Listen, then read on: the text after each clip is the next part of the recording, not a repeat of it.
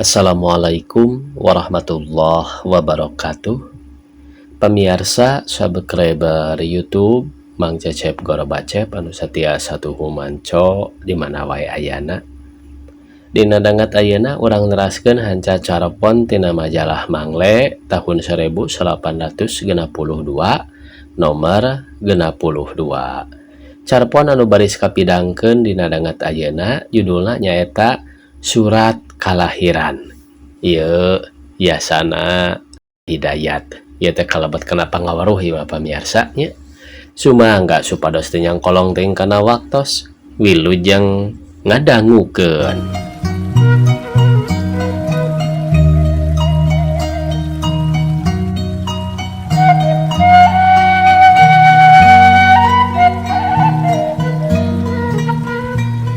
Umumna di urang mah rea keneh anu nyapelekeun kana teu mangsa kalahiran.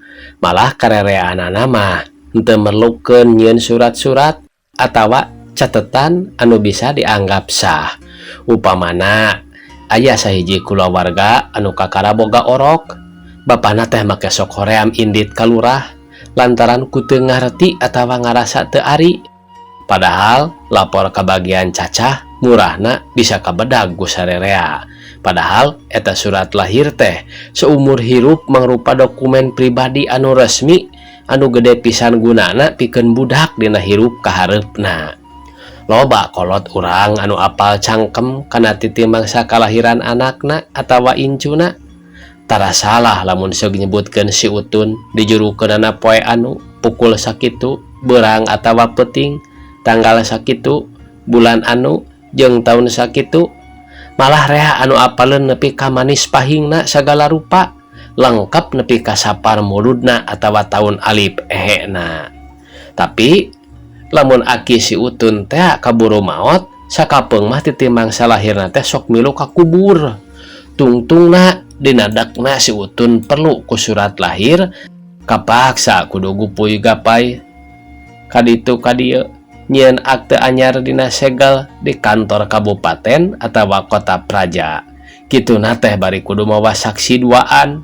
Padahal sakapeung mah hese ditangtukeunana nah si saksi teh nyahoeun bener kana titi mangsa lahirna si Utun atawa henteu. Di nagara urang geus aya peraturan anu eusina ngawajibkeun kasing saha anu boga budak anyar atanapi kakara lahir sangkan gancang-gancang lapor. Mun teu salah paling leuir ge saminggu sabadana budak lahir. Malah ceuk beja mah bari diembel-embelan ku ancaman hukuman denda atawa kurungan pikeun anu ngalalaworakeun ieu aturan. Najan kitu tetep we rea anu ngalalaworakeun keneh. Kakara ribut lamun seug kabeneran aya pembagian beas atawa gula ti RT. Anak kabeneran kurang tina hitunganana tuluy ku kulutus pajar teh.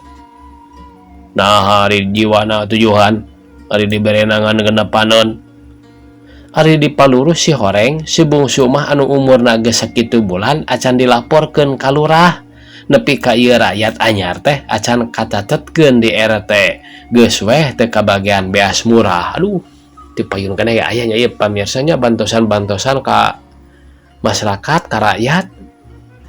Dia carepon tahun 62 ayeuna ge sami gitunya pamirsa masih keneh seueur warga masyarakat anu ngalalaworakeun kana kalahiran budak.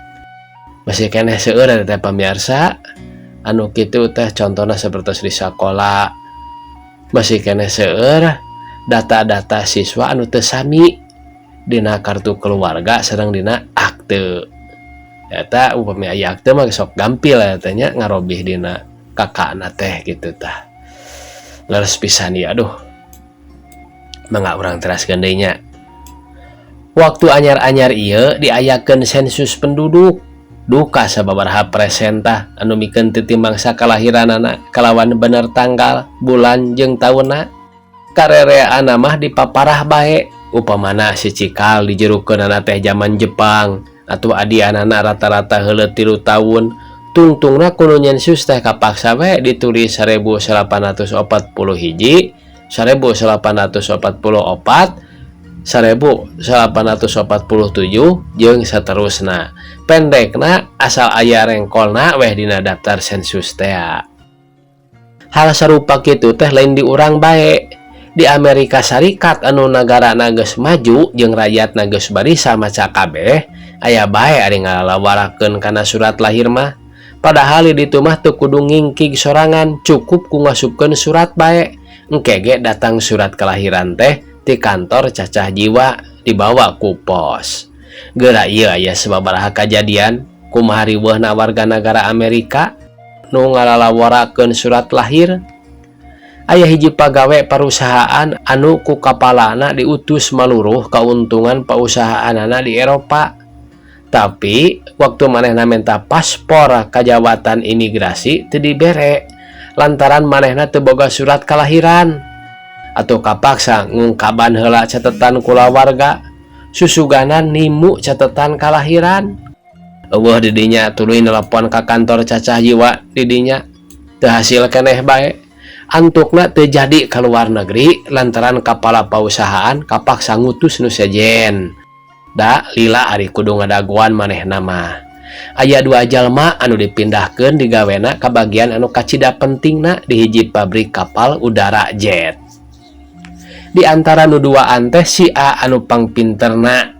Tapi lantaran waktu kepala bagian pagawe minta surat lahir, manehna teu bisa ngasongkeun da teu boga teh. Kapaksa anu ditarima teh ngan anu saurang deui, anu sanyana pangartina sahandapeun manehna. Aya hiji nyonya pensiunan anu kuduna narima sumbangan $40 dina sabulana minangka jaminan pangsiun salakina anu gedena $80. Tapi ieu randa anu umurna geus 65 tahun teh kapaksa ngangin teu narima duit $1 acan lantaran manehna teu boga surat lahir. Jabati eta di Amerika mah surat lahir teh penting pisan dina rek asup asuransi jiwa, panggilan wajib militer, menta rijibiwes, atawa rek milu mere sora dina pamilihan umum.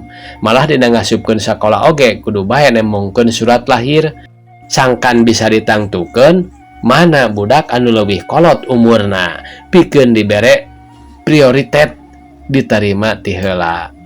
Aya oge anu teu bogana surat lahir teh ku alatan aya bahaya, boh kahuruan, boh naon bae.